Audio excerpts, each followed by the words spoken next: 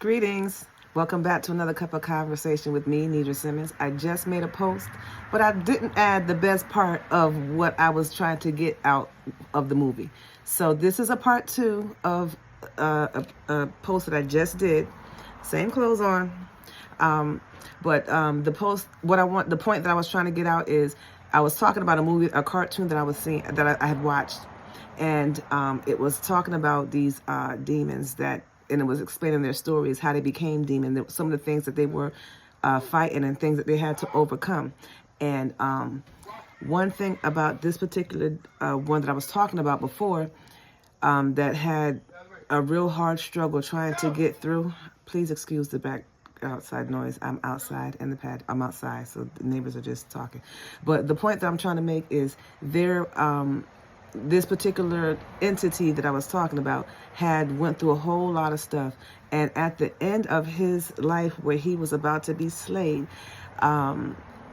it showed his whole life story, and it was being mirrored back to him, and he had to see we saw what was going on, but he had to see what he was going through, because he had to overcome it. He had to relive it. He had to heal from it. He had to make a choice. Was he going to continue to do the bad things so he can go to hell? Or was he going to change, repent, and give his life to God? This particular demon fought to the very end, but he gave his life to Christ, the higher power. In the movie, it didn't call it God. He went to a point or a phase in his life where he was happy, where he felt loved, where he felt appreciated, where he felt like he was happy, where he was supposed to be. And it was at that point that he realized that he did not want to continue on to go evil. He was he stopped. He cried. The darker entity was trying to get him to pull over. He was like, "No!" Scream, he yelled. But he saw that that he wanted to be at that happy place. He wanted to be at that place where it was peace. He wanted to be where there was love, and he repented.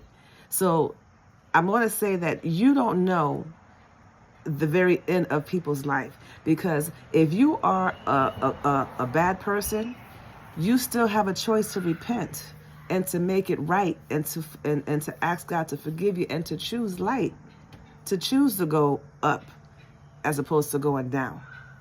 And this particular demon repented at the very end of his life and said that he does not want to go and do the bad stuff anymore. And he was freed. Now, I don't know if he went to heaven, because the movie that I saw didn't show, but it did show him being free of all of the hurt, the pain that he had in the past. And he moved forward into the light where the love of his life was, and all of his happy moments. So I wanted to add that to the ending part of the post that I said last time, because you can go through these struggles. And when I was watching the movie, I was like getting a little annoyed, because I'm like, it was a long ongoing fight that this particular demon had to go through, who was a person at first, but because he was at a very bad place and he didn't have the right guidance that he needed, he took in the guidance of something evil. And that evil had a field day and ran with him. But you can always repent and choose God, choose love, choose life, choose happiness.